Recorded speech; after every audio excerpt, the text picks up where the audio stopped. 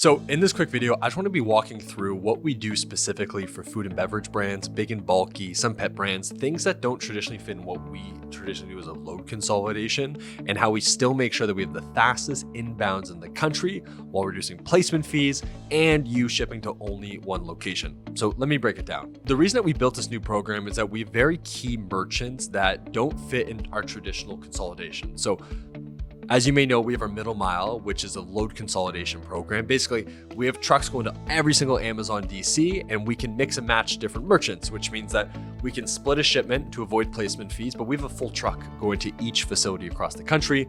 This allows for no placement fees, 2 to 4 day inbound times, and we're still, cheaper than Amazon freight. Win, win, win. Now, what happens with food and beverage brands or some of the big and bulky stuff, like we work with a pet brand, they do pet foods, they do larger stuff, we work with a mattress brand.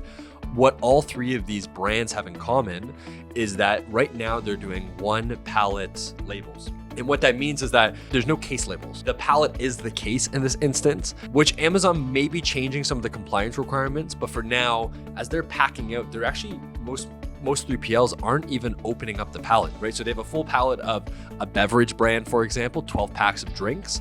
And when they palletize it, that pallet is actually one box. So they put the pallet labels and they'll put the carton label, but then when you cut it down, there's no FNSKU barcode label on every single one of the products.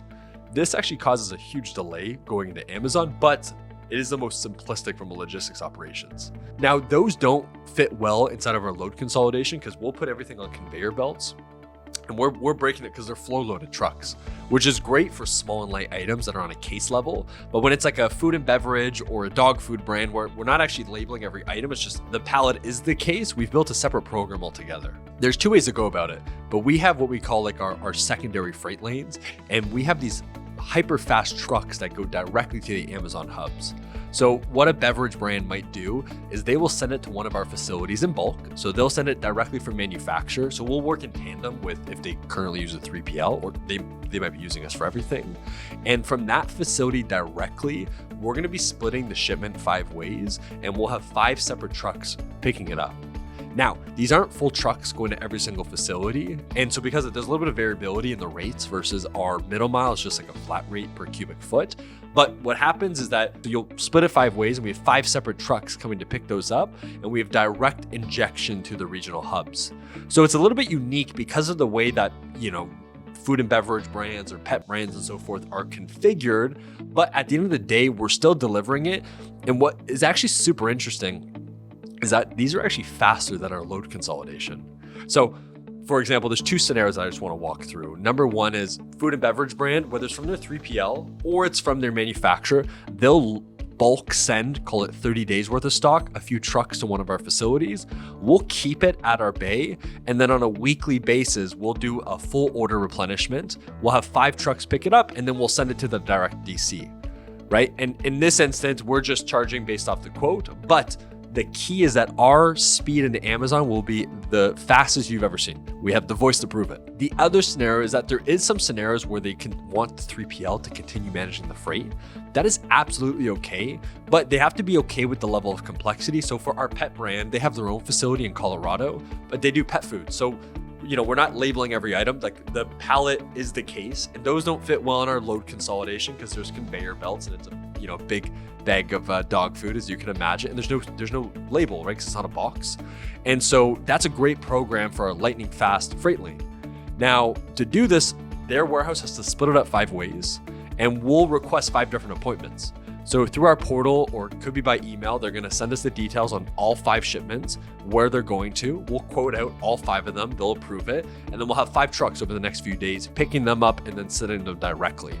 The difference is that ours will be a fraction of the time because we have expedited lanes, we have priority access, and we're still shipping directly too. But there's a little bit of variability of cost because we have to send the LTL, but we're very, very competitive. And majority of the time, these merchants are using us for speed, which is the key critical, where we're cutting down inbound times usually 2/3. There's 2 scenarios for food and beverage, big and bulky, right? Pet brands and so forth. It's send bulk to our facility.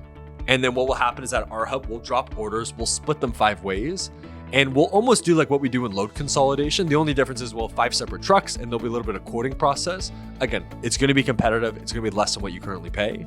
Or if your warehouse can handle that level of complexity, we'll manage that, that coordination with the 3PL. We do this now for hundreds of warehouses.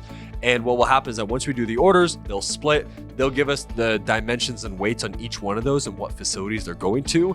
And then we'll work with them to coordinate 5 separate pickups. And then within a few days, within our inbound tracking platform, you'll be able to see live status of check-in times, inbound performance, receiving times, everything to make sure that we are focusing on speed to Amazon. The only difference between our middle mile and these direct freight lanes is the way that we price. So our middle mile is just on a flat rate cubic foot because we have a full truck going, versus our direct freight lanes is we do it on a quote by quote basis. So it's a little more manual. Now, if you fulfill with us, we handle everything. So you don't even have to touch a finger. We'll break it down. It's the same experience. We're splitting it, but I want to give you a look behind the operations. That is going to be the easiest for you.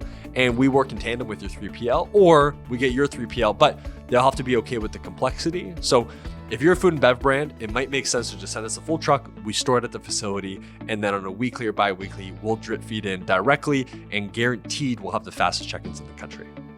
Hopefully that makes sense. If you have more questions, let me know, but we're really looking forward to working with you guys. Thanks.